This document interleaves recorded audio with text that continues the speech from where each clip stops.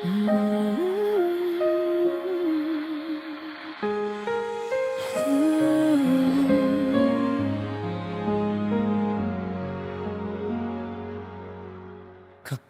pakiramdam mo ikaw na lang ang lumalaban, kapag pagod ng isip, puso at katawan, ito ang tandaan, hindi ka nag-iisa.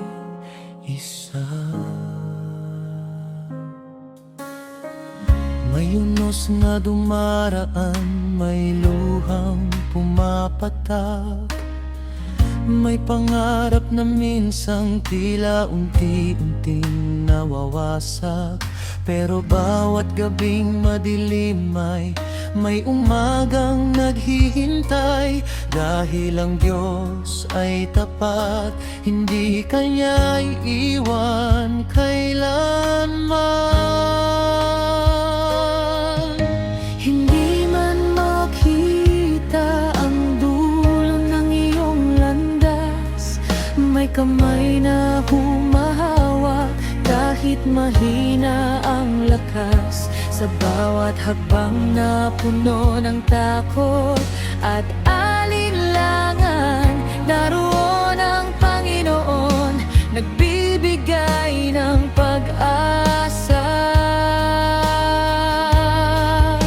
Kapag gusto mo nang bumitaw, pumikit ka at manalangin. Ang Diyos na gumawa ng himala noon, Siya pa rin ang Diyos hanggang ngayon. Hindi ka susuko, hindi ka bibitaw, kasama mo si Lord sa bawat araw.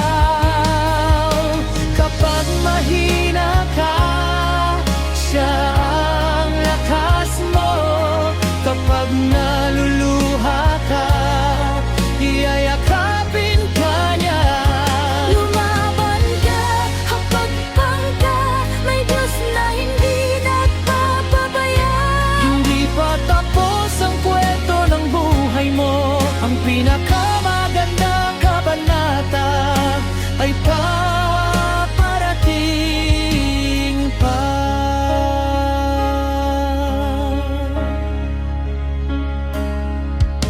Hindi nasusukat ang tao sa dami ng kabiguan, kundi sa tapang na bumangon sa bawat dahilan.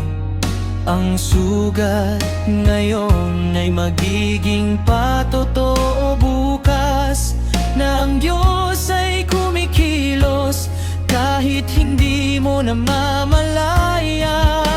Kapag sinabi ng mundo na wala ka ng halaga, pakinggan mo ang tinig ng Diyos na nagsasabing, anak,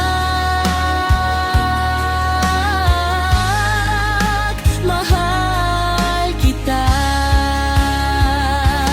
Kung ang bundok ay napakalaki, mas dakila ang Diyos na kasama mo. Kung ang dagat ay napakalalim, mas malalim ang Kanyang pag-ibig.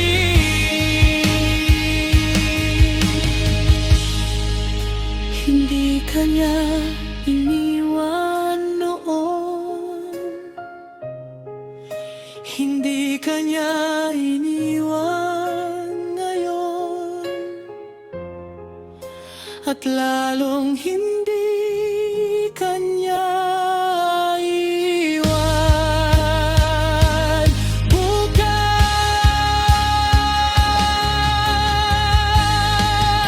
Hindi ka susuko, hindi ka bibitaw. Panginoon ng ilaw sa bawat araw, ang bawat luha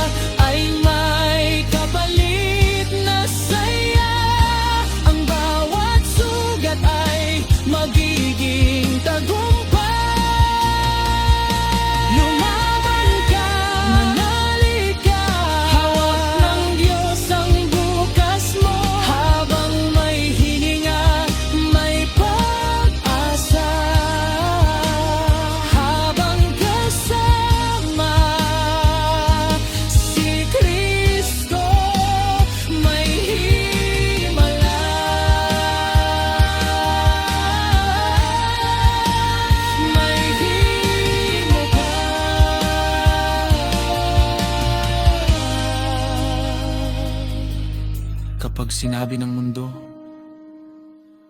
na hindi mo kaya. Sabihin mo Kaya ko, hindi dahil malakas ako, kundi dahil kasama ko ang Diyos.